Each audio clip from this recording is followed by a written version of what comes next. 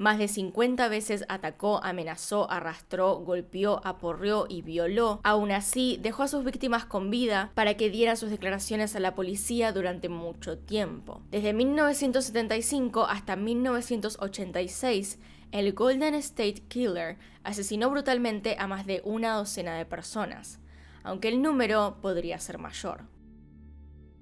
Hola y bienvenidos a mi canal de YouTube una vez más. Hoy tenemos el caso del Golden State Killer, o toda su historia. Vamos a ver qué es lo que hizo, por qué se lo condenó y con qué otro asesino se lo relacionó durante muchísimo tiempo. Así que bueno, sin nada más que decir, acá en la que está en pantalla pueden ver el resto de mis casos y acá abajo les dejo mis redes sociales por si quieren seguirme en alguna de ellas. Sin más, comencemos.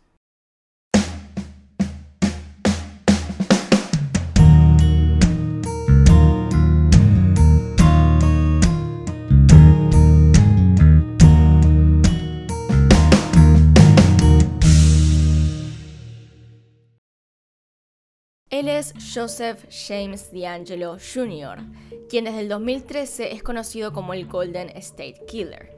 Él nació el 8 de noviembre de 1945 en Nueva York, Estados Unidos. Hijo de Joseph DeAngelo, padre, y Caitlin Bosanko. Su padre era sargento en el ejército de los Estados Unidos y participó en la Segunda Guerra Mundial. El 29 de junio del 2020 fue declarado culpable y sentenciado a cadena perpetua por 13 asesinatos y además admitió ser el culpable de más de 50 violaciones y 120 robos, siendo uno de los mayores criminales de la historia. Hubo muchas cosas que lo volvían diferente a otros asesinos seriales y estas son probablemente las razones por las cuales él no fue atrapado durante tantos años. Mientras tanto, Junior tenía 3 hermanos menores, 2 mujeres y un hombre, además de una infancia turbulenta. Uno de los hechos que quizás marcaron de por vida a DeAngelo fue que a los 10 años de edad vio como 2 pilotos violaron a su hermana menor, de tan solo 7 años. Ambas hermanas aseguraron que Joseph recibía abuso de parte de su padre durante toda su infancia. Además, se sabía que durante su adolescencia, Joseph DeAngelo había cometido algunos cuantos robos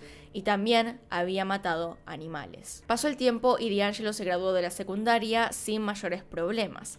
No hubo reportes importantes acerca de violencia dentro de la escuela o hacia sus compañeros. En 1964 se unió a la Marina de Estados Unidos, donde estuvo en servicio por 22 meses, algunos de los cuales fueron en Vietnam. En 1968 asistió a Sierra College en California, en donde se graduó en Ciencias Políticas con honores. Para 1973 se casó con Sharon Huddle, con quien tuvo 3 hijas, y comenzó a trabajar como oficial de policía en un pequeño pueblo llamado Exeter. Es importante ver dónde quedaba este pueblo con respecto al resto de lugares donde ocurren diferentes historias. Exeter queda acá, como pueden ver, y presten atención a este segundo lugar llamado Visalia, y que queda a tan solo 16 minutos en auto. Parece ser que la familia no lo percibía de una manera demasiado peligrosa, o que al menos no querían reconocer lo que le pasaba. Porque la realidad es que él tenía algunos traumas de los cuales probablemente su esposa sabía, y también habrá tenido algunos comportamientos cuestionables, pero al parecer nadie lo reportó. Así que cometió crímenes por todas partes sin ningún tipo de consecuencia durante años. Y es entonces que llegamos al comienzo de los delitos en este lugar llamado Visalia. En 1973 es cuando comienza de manera gradual a cometer graves crímenes. Se lo empieza a llamar entonces The Visalia Ransacker. En ese momento y durante mucho tiempo en realidad no se supo que eran la misma persona, que el Golden State Killer y este Ransacker eran la misma persona. Realmente no se tenían pruebas de ello, hasta que recientemente este hombre confesó a uno de sus grandes crímenes. La realidad es que esto se pensó durante mucho tiempo porque justamente el mapa que les acabo de mostrar, este que enseña en donde él vivía en ese momento y donde ocurrían los hechos, se puede ver que estaba extremadamente cerca, pero además el Ransacker tenía muchas cosas similares a cómo actuaba el Golden State Killer. En la época del 73 hubo un hombre en la zona de Visalia que entraba a casas de un solo piso a robar objetos sin importancia. Más bien tomaba cosas que eran de importancia sentimental. La mayoría de las actividades del Ransacker implicaban irrumpir en casas, rebuscar o destrozar las posesiones del propietario, esparcir la ropa interior de mujeres y robar una variedad de artículos de bajo costo, mientras que a menudo ignoraba todo lo que era dinero y cualquier cosa que se viera cara. Además, entraba por una ventana o puerta abierta y cuando por fin estaba dentro, abría el resto de ventanas y puertas para poder escapar fácilmente. Ponía cosas ruidosas en el suelo y en las puertas para que si alguien entraba a la casa pudiese simplemente escapar. Y durante mucho tiempo eso es lo que hizo, solamente escapar de las casas, desordenar un poco y no entrar hasta que la gente estuviese afuera. Le gustaba hacer pequeños destrozos porque sí, arruinaba sillones con cosas como artículos de baño, como crema de afeitar, o ensuciaba alfombras con vino. De vuelta, porque sí, porque podía, porque le gustaba hacer ese tipo de cosas insignificantes, pero que evidentemente son molestas. Esta persona cometió alrededor de 120 robos en distintas casas, pero hubo una ocasión, una etapa en su vida que hizo que todo cambiara para siempre. Después de 18 meses de cometer crímenes, el ransacker tomó un giro muy oscuro. El 11 de septiembre de 1975, este hombre irrumpió en la casa de Claude Snelling, de 45 años. Snelling era un profesor de periodismo quien se despertó alrededor de las 2 de la mañana por ruidos extraños en su casa. Él salió de su habitación corriendo y gritando hacia la puerta trasera y una vez que estuvo ahí se enfrentó contra una persona con pasamontañas en su cochera intentando secuestrar a su hija. Su hija estaba siendo secuestrada por el ransacker a punta de pistola y su padre intentó ayudarla. Esto no salió nada bien. El hombre, al verse sorprendido por Snelling, le disparó 2 veces. Snelling volvió a su casa tambaleándose hasta donde estaba su esposa y murió. Después de esto, robó una bicicleta y la dejó en la calle para que la policía la descubriera. Evidentemente, en todos los casos que estoy contando, en todos los crímenes que él comete, deja mucho ADN por todas partes. En realidad, era bastante descuidado con respecto a eso, pero hay una forma por la cual no lo encontraron. Y más tarde vamos a hablar de eso. Después del asesinato, Beth Snelling, es decir, la hija de Snelling, se sometió a hipnosis para poder recordar un poco más de lo que había pasado y poder dar más pistas a la policía. En ese momento, ella tenía 16 años y era animadora en su escuela Whitney High School. El departamento de policía de este lugar no descansó durante muchísimo tiempo intentando encontrar a esta persona. Comprometieron muchísimos recursos para poder intentar, aunque sea, recoger pistas e incluso publicaron una recompensa de $4.000 en ese momento, lo que sería hoy unos $19.000 del 2020. E incluso se establecieron vigías nocturnas en donde ya había atacado, pero nada de esto impidió que siguiera su camino criminal. Esta persona espiaba a las familias a las cuales iba a atacar por meses y se enfocaba particularmente en aquellas familias que tenían hijas, más bien hijas adolescentes como lo eran Beth Snelling. De hecho, fue así buscando a una chica como ella que se obsesionó con Beth.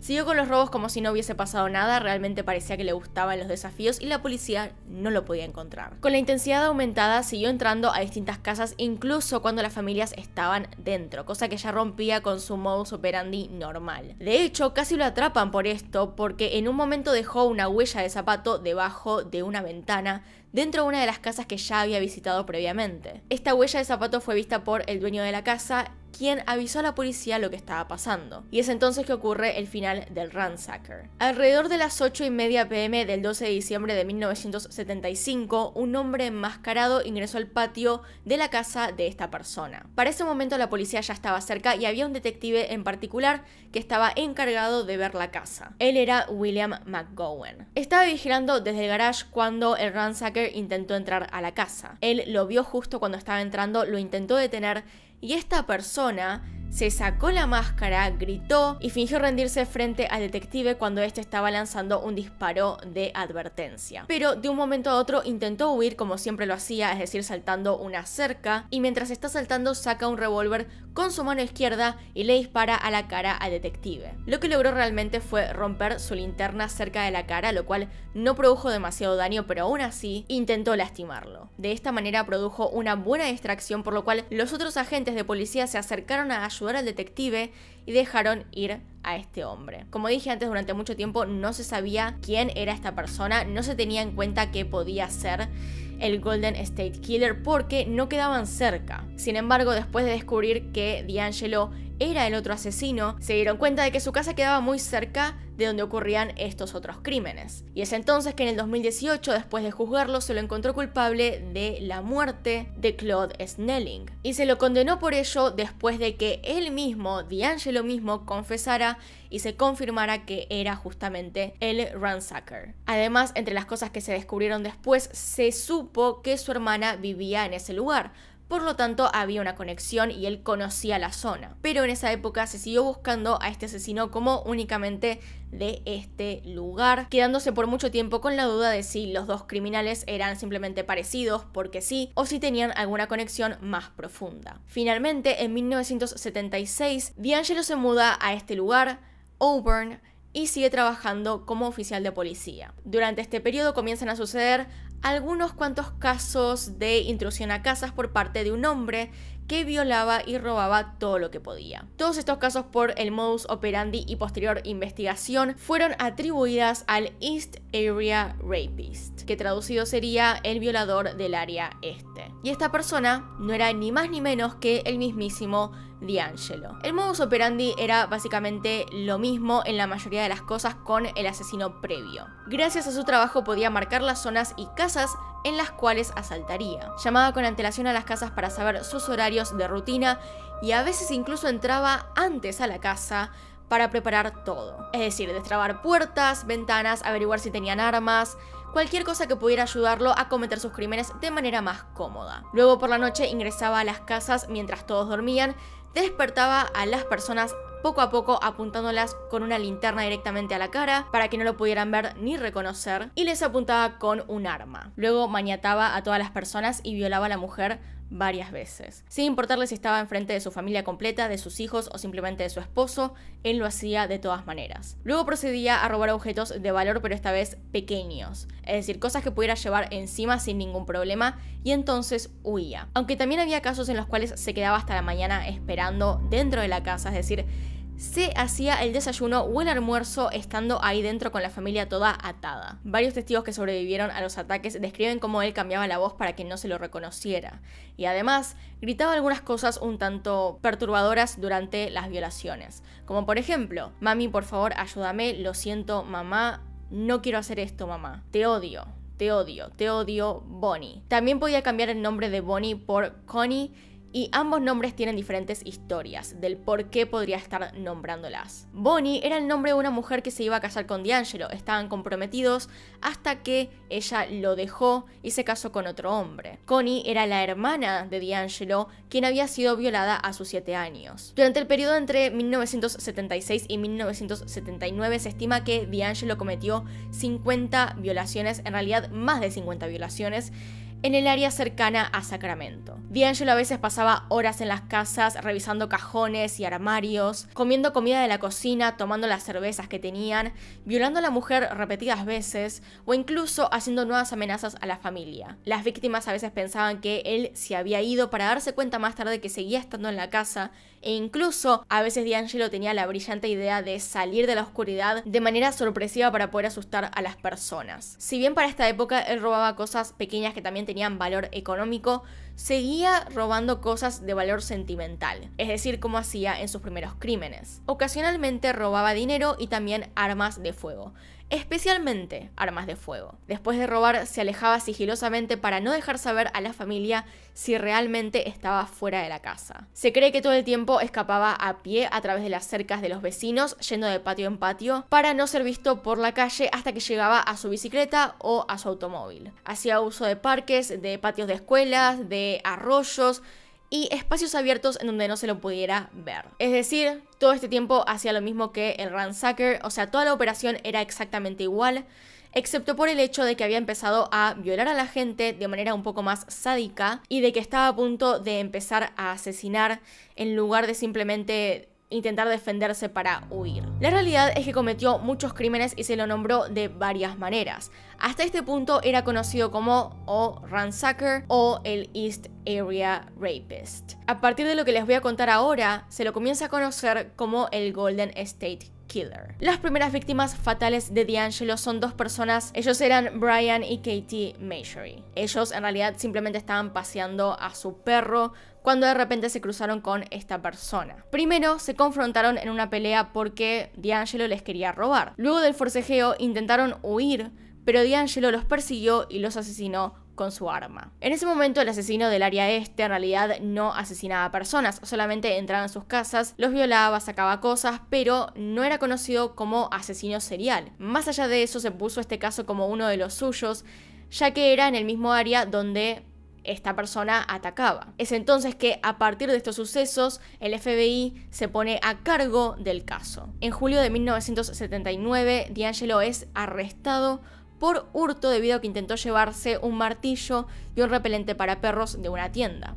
A los pocos meses es despedido y termina por mudarse al sur de California, donde comenzaría una nueva serie de crímenes, esta vez todos con víctimas fatales. Digamos que para este punto él ya no estaba contento solamente con robar, ya no era suficiente y quería directamente matar gente. Durante finales de 1979 a 1981, DeAngelo cometió 9 asesinatos, los cuales fueron adjudicados al Original Night Stalker, es decir, una nueva clase de asesino, un nuevo nombre con el cual lo persiguieron por todas partes sin darse cuenta de que era el mismo que el East Area Rapist. Otra vez, aunque era el mismo modus operandi con la diferencia de que esta vez estaba asesinando gente porque sí. Y empezamos con la cronología de los nuevos asesinatos. El primer ataque ocurre en Santa Bárbara, pero fue calificado como simplemente un intento de homicidio porque no logró matar a nadie, ya que las personas involucradas escucharon a DeAngelo decir "los mataré" a sí mismo, por lo cual se despertaron y huyeron de la casa,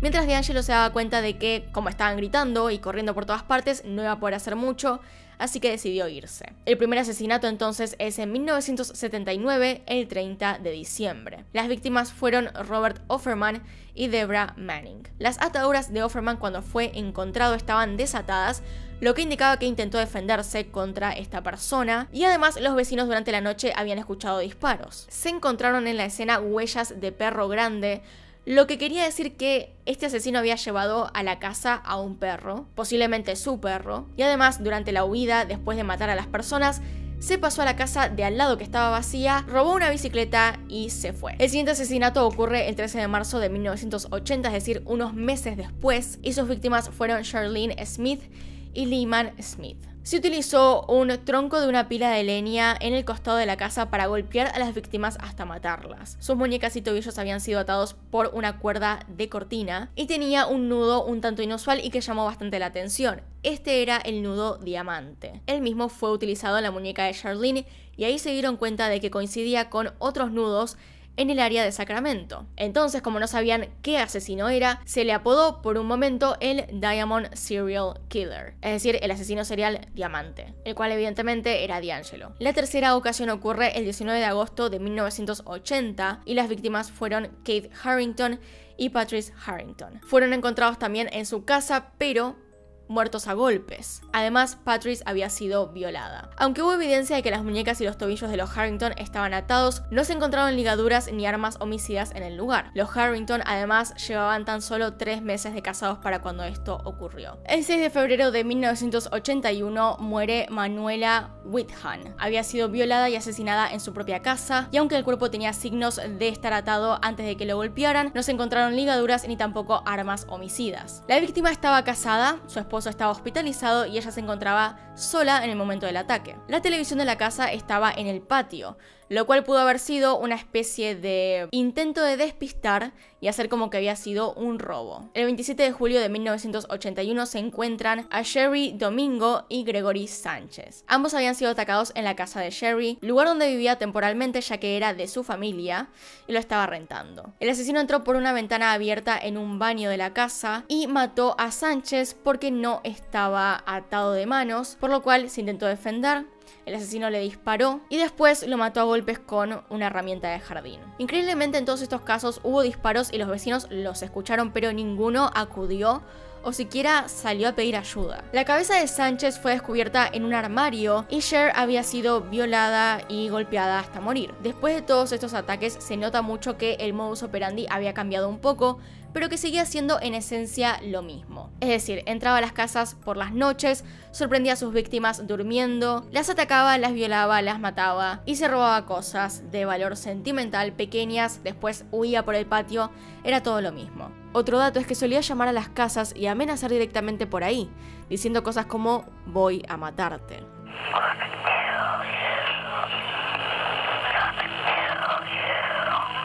más allá de todos los nombres que tuvo este asesino, seguía siendo el mismo DeAngelo detrás de todas estas máscaras. El último crimen de parte de DeAngelo del cual se tiene registro sucedió en 1986. La víctima era una adolescente de 18 años llamada Janelle Lisa Cruz, quien fue encontrada asesinada y previamente violada mientras su familia estaba de vacaciones en México. Y es entonces que pasamos a la parte de la investigación. ¿Qué se hizo para encontrar a DeAngelo, o más bien, cuándo se lo arrestó? Dado que DeAngelo era policía, estaba muy bien instruido con respecto a qué hacer, métodos de recolección de pruebas y pistas, así que también sabía cómo limpiar la escena. No dejaba rastros en ese momento, o no lo suficientes como para ser atrapados, pero les recuerdo que su ADN sí estaba en todas partes, nada más que como habían ocurrido los crímenes en los 70s y 80s, no había mucho que hacer. Todavía estaba en desarrollo todo lo que era la tecnología del ADN y por lo tanto, en ese momento no se lo pudo arrestar. Esto dificultaba las investigaciones y a DeAngelo le funcionó, ya que por más de 40 años nadie lo encontró, estuvo en libertad,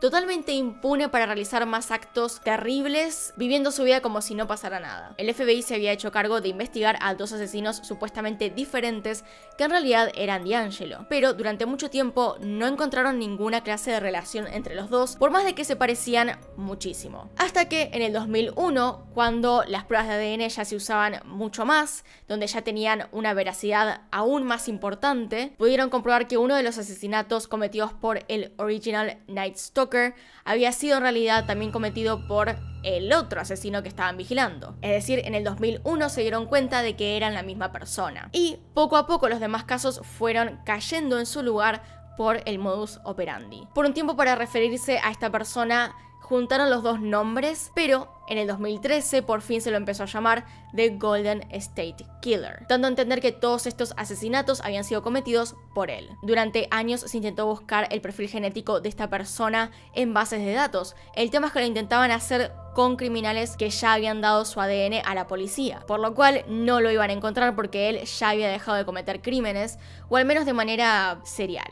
El detective de ese momento, Paul Holtz, se sintió inspirado en otro caso resuelto usando ADN con una base de datos pública para tratar el mismo. Para esto buscó GED Match, el lugar perfecto repleto de perfiles genéticos. No es hasta el 2016 cuando el FBI decide dar una vuelta de tuerca a la investigación, es decir, una época muy reciente, y deciden por fin usar bases de datos públicas, no solamente de criminales. Ya en varios otros casos les conté que se usaba este tipo de base para poder descubrir criminales y justamente funciona muy bien. Ha resuelto varios casos y cualquiera puede participar en esta clase de cosas, por lo tanto hay ADN de todo el mundo. Al mismo tiempo, y para poder cerrar de una vez lo que había pasado hace tantos años, pusieron una recompensa por $50.000 a cualquier persona que diera datos sobre él. Y finalmente el ADN dio resultados, se buscaron coincidencias y fueron dándose. Poco a poco, varios familiares directos del Golden State Killer hasta dar con él. Pasó varios filtros hasta que en 2018 se llegó a aislar todo hasta llegar a Joseph James DeAngelo Jr., un adulto mayor de 72 años que tenía la particularidad de haber pasado por cada uno de los lugares donde se habían cometido asesinatos. Es así como el 24 de abril del 2018, DeAngelo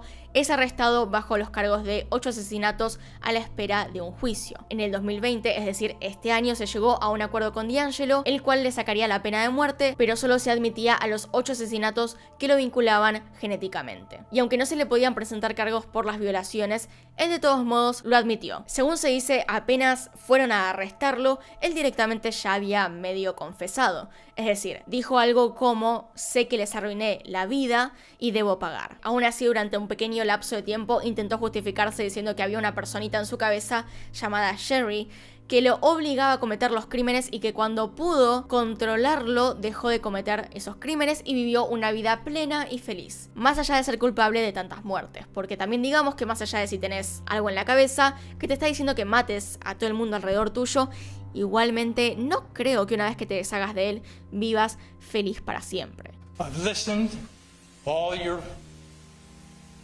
statements, each one of them, and I'm really sorry to everyone I've hurt. That charge, sir, how do you plead? Guilty. Hace poco tiempo se llevó a cabo este arreglo y fue sentenciado a cadena perpetua, evitando la pena de muerte. Gracias a que admitió los delitos y su culpabilidad, pudo evitar esa última parte de morir. Sin embargo, tiene 72 años y evidentemente no va a salir nunca de la cárcel. Parece que durante todo el proceso legal, o su mayoría, D'Angelo intentó verse como un viejito débil e indefenso. Lo llevaban a todas partes en una silla de ruedas como si no pudiera caminar, pero esto no funcionó demasiado ya que las cámaras de su celda muestran otra cosa. Se lo ve parado caminando e incluso se lo puede ver subirse al escritorio para observar algo sobre la luz. Es decir, todavía tiene energía vital dentro suyo y no es ese viejo indefenso al cual le es muy difícil respirar como se lo muestra en la corte. Hubo sobrevivientes a sus ataques. Fueron aquellos que quedaron vivos quienes fueron a la corte a dar su testimonio. Frente a estas personas, D'Angelo se sentaba sin mover un músculo de su cara. I still sleep with 2 phones and the keys on the bed when my husband is away. I was hit several times on the head before being tied up, gagged, and blindfolded. We were both threatened and I was raped multiple times. It hurt to brush my hair because he had hit me so many times on the head. My safety was shattered as a masked man, D'Angelo, yielding a knife, told me he would kill me if I didn't do what he demanded. He made himself comfortable in my home, and he stole my family's personal belongings as I lay helpless. Hace poco, de hecho horas desde que estoy grabando esto, una de las hijas de D'Angelo hizo una carta para la corte en la cual explica cómo era su vida con su padre y dice que es una de las mejores personas que conoce. La carta es larga, pero a grandes rasgos ella comenta que siempre fue bueno con ella y con su hija, que si su nieta le pedía algo, él lo hacía, que era un buen abuelo y padre, compasivo con animales, bueno con las personas. Trabajó toda su vida para que sus hijas pudieran ir a la universidad y se jubiló 7 años tarde para asegurar ese futuro. Pero por más que esta carta quiera defender a D'Angelo, por más que crea que fue un buen hombre con ellas, no cambia la realidad y es que hizo cosas terribles a muchas familias. Por lo cual no importa si vivió una vida plena con su familia, no cambia todo lo que hizo. Su ex cuñado dijo que se podían percibir señales de algo, pero que no era evidente porque se guardaba todo lo que hacía para él. Nadie en la familia lo sabía. Para expresar cómo vivieron esta historia, James Huddle sacó un libro llamado Los asesinos guardan secretos, para aquellos que quieran leer lo que toda la familia experimentó ante la situación. Una de las señales que eran difíciles de interpretar pero que se podían ver era su cara de goce ante películas gore, ante películas que mostraban sangre y descuartizamientos, como por ejemplo las películas de la masacre de Texas. Eran cosas que más que verlas con horror, las miraba con anticipación, quería saber qué pasaba y las veía con cierta cara de admiración.